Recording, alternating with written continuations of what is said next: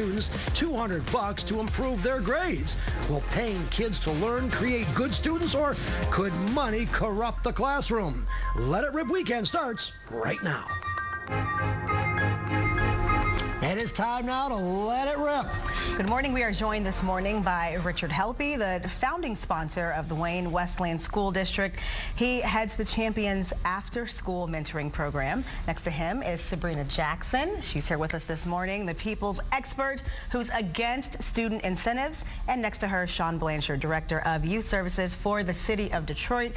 He supports these incentives. Sean, I will start with you. In the real world, we don't get praise and acknowledged for everything that we do. Should we really be bribing kids to do what they're supposed to do in school, which is learn?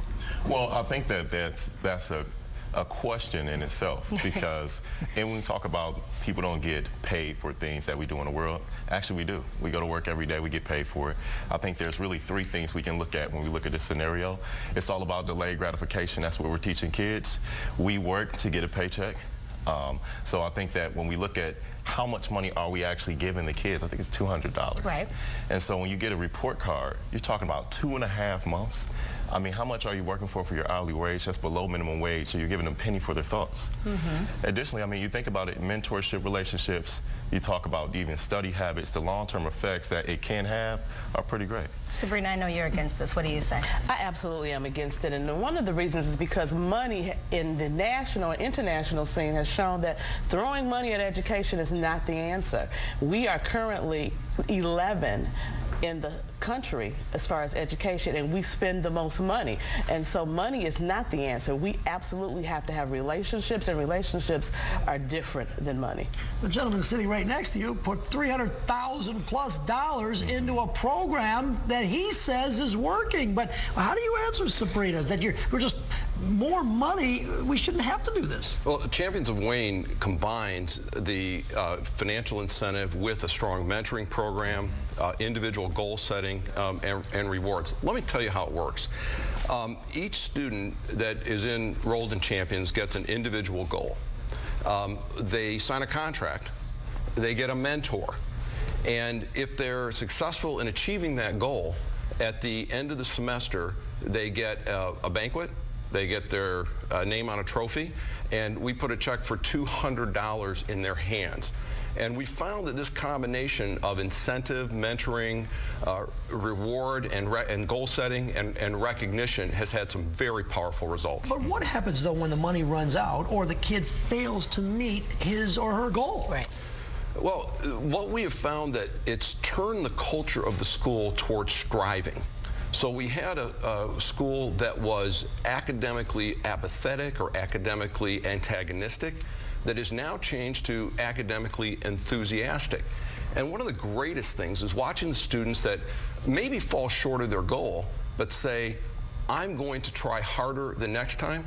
And did you know that we have 65% of the students improve their grade point in this program? Money talks, doesn't it, Sabrina? Come on, You know what? I agree that money talks. However, I have a son who I never incentivized him with money to get good grades. When he got good grades and he would bring them home, I remember watching him look to me to make me excited, and I stopped him right there. I said, it's important that education is important to you. So when you look at your grades, how do you feel about the grades? Because if you chase that feeling, you will always be able to meet that feeling. Don't make me happy, because if you make me happy and then I'm not there, or I'm out of the equation, then you won't chase what's inside of you. Sean, there's nothing bad about giving kids money, is it? I mean, we do it all the time anyway, don't we? All the time. On the contrary, when I was a kid and I got my report cards, I ran home to show everybody, because I know exactly what I was going to get. Someone was going to give me a reward, and I bet you I would have got more than $200 for it. Ooh. But you also talked, Sean, Sean, you also talked about the fact that it was important to you that these people in your family were proud of you and you liked that feeling, right? Absolutely. Why is that not enough for kids today? Well, you're dealing with a lot of at-risk kids. And so they may have a parent that's incarcerated, a parent that's addicted, a parent that's absent. They are used to coming to school to fail. They haven't had a relationship with an educationally or economically successful person. And I knew that in the culture there, having gone to Wayne Memorial High School, that if I started showing up for class and I started showing up on time and not being disruptive and turning in my work, my peers are going to say, why are you doing that? You couldn't go to them and say, I think I'm going to get better grades, because they're not coming from a culture necessarily that rewards that. But if I say I'm getting $200, that lets me go and participate in the program where the mentor develops me. And what we hear at the end of the semester from these kids typically goes like this. I got into this program because of the money.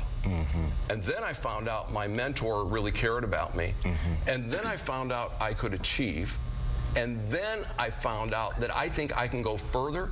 So when you take a student from literally a 0.00 grade point average to 3.6. Oh my gosh. And you look at a school that has had failing ACT grades and you raise them in 4 years, average student 1 grade up, that's money well spent.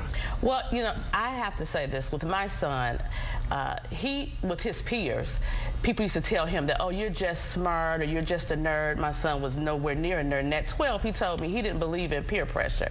And he didn't believe in it because people can't pressure you to do what's not inside of you.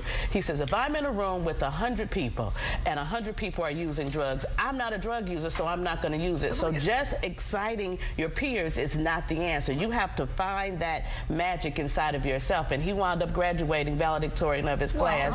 That's good. Yeah, that's good. So absolutely. there must have been some parental guidance there. Absolutely. But let me get with Rich over here. You said the program in part works because you have mentors and all. Why not pay the mentors? Why not pay the teachers the $200 or share the profits?